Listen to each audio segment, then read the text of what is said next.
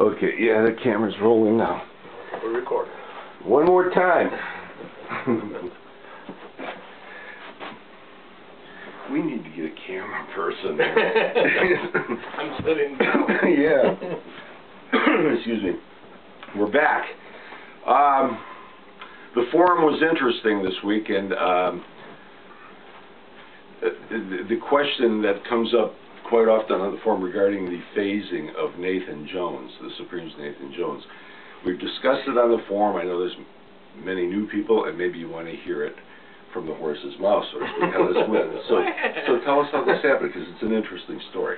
Well, I was working on a project with Frank Wilson, who was... This is another story to talk about, Frank Wilson. But we got to watch the clock. We have a 10-minute limit. Oh, that's right. Okay. Yeah. All right. All right. So anyway, so I was the new Supremes. This is after Diana Ross left, and working with Frank has always just been one of my favorite things to do. And we were mixing the album, having a great time, and getting the songs done. It's a good album. Oh yeah. It's a great album. Yeah, sure. You know, Frank did great work. Frank was great. Frank's a pro. Yeah. So we finished mixing Nathan Jones one day, and it was finished. It didn't have the phasing yet. Yeah. And the next day we were going to start another song, and I had this idea about using this phasing on this other song. It wasn't going to be Nathan Jones. Right. And I don't remember what title it was now. Right, just the next. It was going to be the next song we were going to do, and right. And I wanted to show Frank on since Nathan Jones was sitting there, what the effect sounded like. How it would sound. Yeah. How it would sound. Yeah. So, because you need a mix to do it. You need to have your master to make this effect work. Because what you need is 3 stereo machines. Because you put the playback of the mix on one, you put a blank tape for your echo that you're going to be using, or your phasing effect rather, I'm sorry, the phasing effect, on another machine, and then the third machine, that's what you record the new master to. What causes the phasing? Okay, what we had is a thing called a VSO. Right. Short for variable speed oscillator. Yeah. And what that was, it had an amplifier inside of some sort, and it was attached to like a rheostat kind of? Yeah, like a rheostat. So you could slow it down. You could slow it, and that attached to the capstan motor of the tape machine. Yeah. It made that's the wheel. That's the little thing that turns around to pull the tape through. Right. So you could. It's like variable speed. Yeah. So then you just could go in and out with the pitch of the master track. Yeah. Yeah. That's pretty good. So that's what you had hooked that to that machine. I had the blank tape on for recording too. So when Frank came in, I says, "Well, let me show you this neat little thing." On the Nathan Jones mix. I'm using the Nathan Jones mix as an example. Yeah. So on this next song we're going to do, we could use it on that. Right. So that's what we did. I played in the song, and I did that phasing things to go through the board, and you do certain things to get it to work. And when I did it, he says, "No," he says, "Let's use it on Nathan Jones." Eureka! Eureka! Yeah. And the effect on Nathan Jones, and it worked. And it really worked out. The spots that I put it in, just really. And that's what happened. It was not intended for Nathan Jones. Yeah. Yeah, that's great. Yeah, Frank was great. I mentioned on the forum that you generally like mixing. Oh, Frank was great. I mean, that is your preference. You don't have a producer over your shoulder that doesn't Frank really. Frank and I just. But you and Frank, we just. Yeah. Anything I wanted to do, he just let me do it, and he had ideas. I mean, it was just one of those combinations that it's hard to find, I can remember poking into the mixing room watching you guys sometime. It was like, I mean, I could have ridden in on a horse. They wouldn't know it. They were so focused. Frank had this habit when whatever the beat of the music, Frank was one of these guys.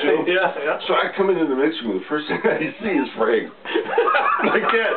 And then there's you, and I swear to God, lasers are coming out of your eyes. I mean, you are so focused on the board, And you guys were like, you guys melded like that. Yeah, it was incredible to watch. I mean, that was a great team. That was a great producer, engineer. My favorite album with Frank, though, was Stillwater. Oh, wonderful album. Every song. Yeah, great album. Oh, God. I couldn't wait till the next day to do something new. That's one of my favorite Four Tops. And every track on that album was good. There was something unique about each song that was, and even the main song, Still Waters. And I love that song. I still listen to it. And go, Frank came up with some great songs. I don't know if he wrote them all or if he just knew who to. I think Leonard Kasten. That was with I think part of Nathan Jones was involved in it. I think that was one of the questions on the phone from maybe Nathan. I don't know who wrote it. How you doing, Dixon? I was gonna tell him, by the time they get to you, it's a whole different entity. I'll do what I have to do. Leave me alone. Absolutely. I don't need the details. But it was really good to watch you guys work, because I knew that there was really something going on there that was bigger than both of you. Yeah, it's, like I say, I either like to work alone or work with Frank. Those are my two favorites. Whitfield was fun too. We're both mixing with Harry. Harry was I wish you guys knew Harry Bull. There's a piece of work. Geez. But he knew what he wanted. Remember when we mixed Rare Earth's Born to Wander? Yeah.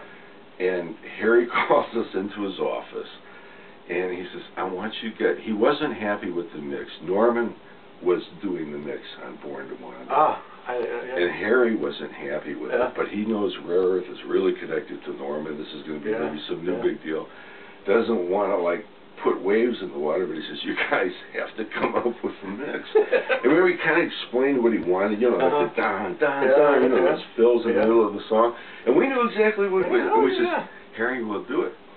And so we do it, the record comes out, but nobody knows that we mix it. And Pete, we didn't tell Pete about this until about 3 months later or something. I can't remember, But, so mixing, Harry knew what he wanted.